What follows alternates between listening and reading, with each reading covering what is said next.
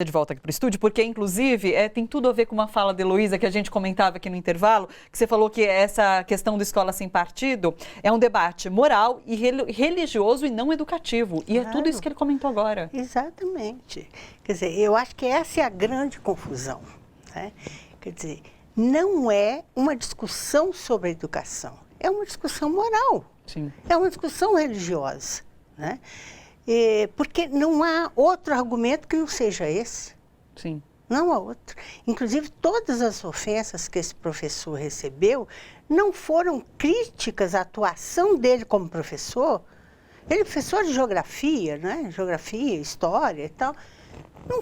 Não está contextualizado com o que ele falou, com o que ele colocou, né? Evidentemente, eu acho que isso foi um sinal. Eu queria exatamente saber quando é que ele saiu. Em que circunstância que ele saiu? Foi antes do Bolsonaro entrar? Eu posso pedir para a nossa produção confirmar agora com ele. Porque vocês eu confirmam, acho que por favor? Daí a gente contextualiza. Se a entrada do Bolsonaro, né, a eleição do Bolsonaro, deu força para esse grupo tomar uma posição. Porque, inclusive, no texto da Patrícia, ela diz que é um movimento que existe desde 2004. Esse movimento tem 15 anos, mas tomou uma força arrasadora desde essa eleição, de fato, né? Sim. Agora, eu gostaria de chamar a atenção também para o fato, a história do Jefferson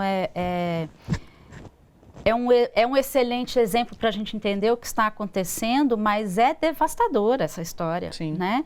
E a gente sabe que outros professores sofrem de situações semelhantes, talvez que não chegam ao nosso conhecimento, esses casos de demissão.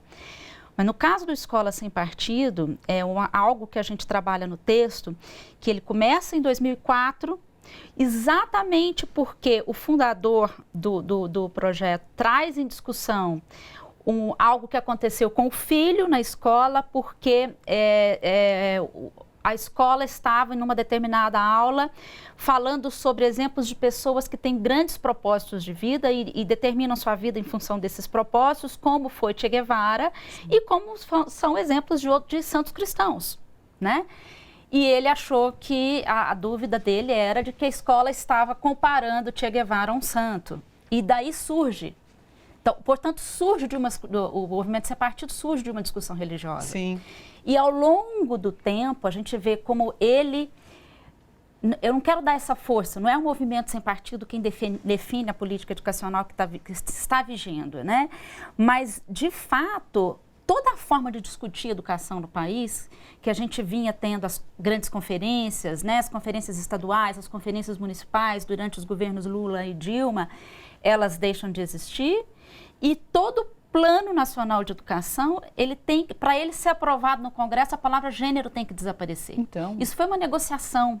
Então, as discussões morais em torno de gênero, rodeadas de uma religiosidade vazia, porque simplesmente moralista, né? Elas estão relacionadas a uma nova forma de se pensar a educação. Sim.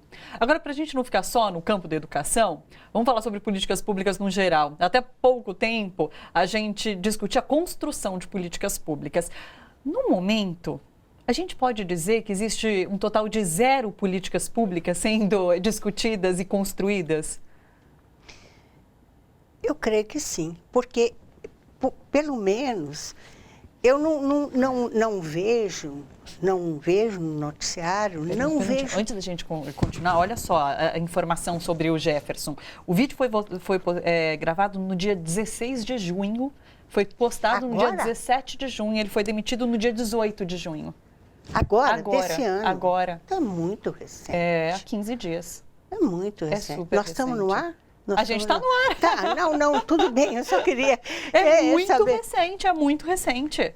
Claro. Né? Devastador. É devastador, Bom, vamos voltar para as políticas públicas, então. Não, eu acho que isso realmente há uma articulação contra as políticas públicas que envolve principalmente os jovens, as mulheres, os homossexuais, tudo que envolve... Os índios. Sim. Né?